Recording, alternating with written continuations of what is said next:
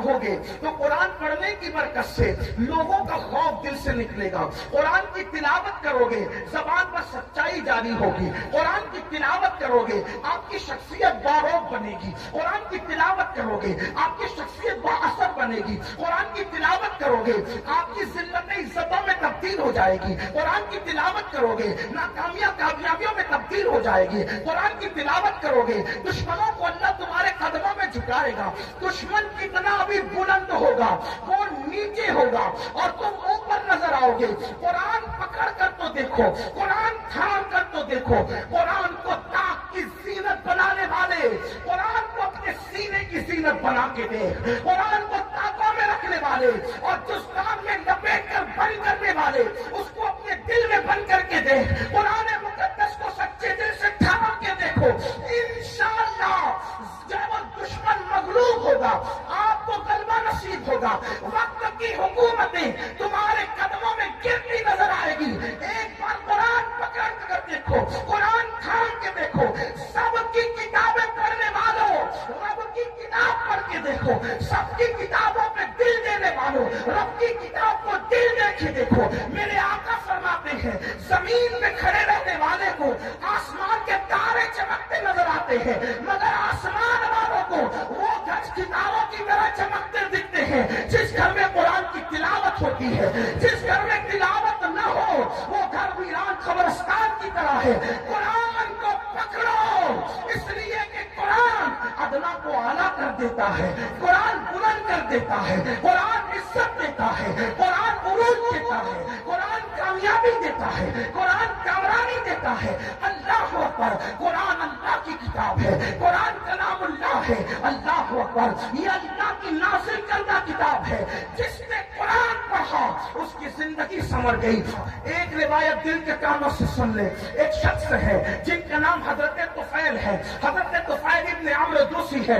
اللہ اکبر, وہ مکہ المکرمہ آئے. طفیل ابن عمر کہتے ہیں کہ میں مکہ تجارت کے لیے آیا تھا. مکے میں ہنگامہ تھا, مکے میں طوفان تھا. کیا طوفان تھا؟ جو بھی تاجر مکے میں آتا اس کو آتے ہی مکے والے گھیر لیتے. مکے کے وہ دشمن, وہ گنڈے جو رسول اللہ کے خلاف تھے وہ گھیر لیتے. ان میں اونچا اور بڑا نام جو ہے اللہ اکبر اس بدماشی میں ابو جہل کا ہے. یہ بڑا زیادہ بدتمیز تھا, اس کو اس امت کا فرعون کہا گیا. تو فیل کہتے ہیں ابو جہل میرے پاس آیا اور آنے کے بعد کہنے لگا تو فیل محمد کو تو جانتے ہو نا؟ اس نے کہا نہیں میں نے نہیں دیکھا لیکن نام سنا ہے. کہا آج کل بڑی بڑی باتیں کرتے ہیں, کہتے ہیں کہ ان پہ قرآن نازل ہوتا ہے, وہ اللہ کے نبی ہے, اللہ کے پیغمبر ہے. تو فیل ان کے قریب نہ جانا, جو ان کے قریب جاتا ہے معاذ اللہ وہ جادوگر ہے, ان کے جادو کا شکار ہو جاتا ہے. تو نے بھی قریب نہ جانا ورنہ تو جادو کا شکار ہو جائے گا, تو اپنے مذہب سے بدزن ہو جائے گا, تو اپنے مذہب سے دور ہو جائے گا. تو فیل کہتے ہیں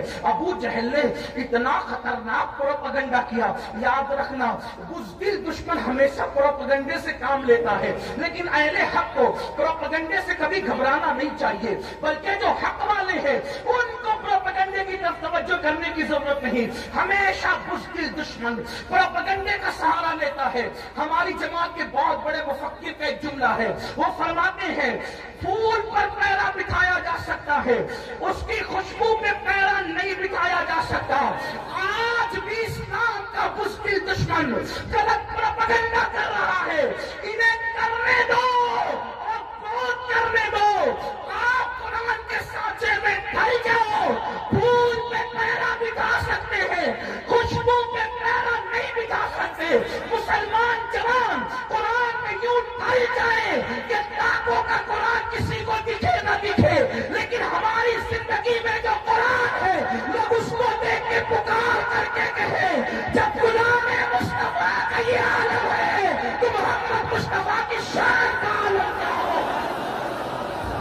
ہمیں قرآن کے سانچے میں ڈھل جانا ہوگا, اپنی زندگی میں قرآن شامل کرنا ہوگا. لیکن اللہ اکبر بڑی معذرت کے ساتھ ہم سب کرنا چاہتے ہیں, قرآن کی طرف آنا نہیں چاہتے. میں ہاتھ نہیں اٹھواؤں گا لیکن اتنا ضرور کہوں گا اپنے ضمیر سے پوچھو مسلمان کتنے مسلمان ہیں جو روز قرآن کی تلاوت کرتے ہیں. واٹس ایپ گھنٹوں گھنٹوں کتنے لوگ دیکھتے ہیں, فیس بک کتنے لوگ چلاتے ہیں, यूट्यूब कितने लोग देखते हैं और कुरान कितने लोग सिर्फ पढ़ने की, बल्कि बेशतर मुसलमान वो हैं जिन्हें कुरान पढ़ना भी नहीं आता। जो कुरान नहीं पढ़ना जानते वो सुन लें। हमारे बुजुर्गों से हमने सुना, उन्होंने फरमाया जिसने दुनिया में कुरान पढ़ना नहीं सीखा ना, वो कयामत के दिन अंधा उठेगा, अंधा। जो दुनिया में अंधा पैदा हो, दुनिया की कोई चीज देख पाता है? और कयामत में तो अल्लाह का दीदार होगा, कयामत में तो जन्नत होगी, कयामत में तो रसूलुल्लाह का दीदार होगा। अब आपसे पूछता हूं, अंधे उठोगे कुरान ना पढ़ने पर तो क्या देखोगे, क्या मजे लोगे? कुरान मरने से पहले पढ़ना सीख लो। इल्म सीखने की कोई उम्र नहीं होती। ये उलमा का जो इतना दर्द है ना, पढ़ लो पढ़ लो पढ़ लो, टाइम नहीं मिलता। मैं कहा कंप्यूटर सीखने का टाइम मिला, डॉक्टर बनने का टाइम मिला, इंजीनियर बनने का टाइम मिला, वकील बनने का टाइम मिला। व्हाट्सएप सीखा, बुड्ढे बुड्ढे व्हाट्सएप चला रहे। चलाएं, अच्छी बात है, कोई मैं वो नहीं करता, लेकिन बुड्ढे व्हाट्सएप चला रहे तो तंग किए हुए जिनके पास नंबर है, हर 2-4 मिनट पर कुछ न कुछ डालते रहते, कोई काम ही नहीं। वो बड़े बूढ़े, माफ करना, बड़ी अजीब बात हो गई है। नौजवान तो जहां बैठे वहां, बल्कि अब तो लोग स्टेज पर भी मोबाइल से नजरें नहीं हटाते, वो उस पर घुसे ही रहते हैं। हालांकि फरमाया गया जब रसूलुल्लाह की बात हो रही हो तो उस बात का एहतराम ऐसे ही किया जाए जैसे अगर हुजूर हमारे सामने जाहिर में मौजूद होते तो हुजूर का कितना एहतराम करते। हुजूर की बातों का भी इतना ही एहतराम होना चाहिए। क्या मोबाइल मोबाइल मोबाइल का नशा कर लिया।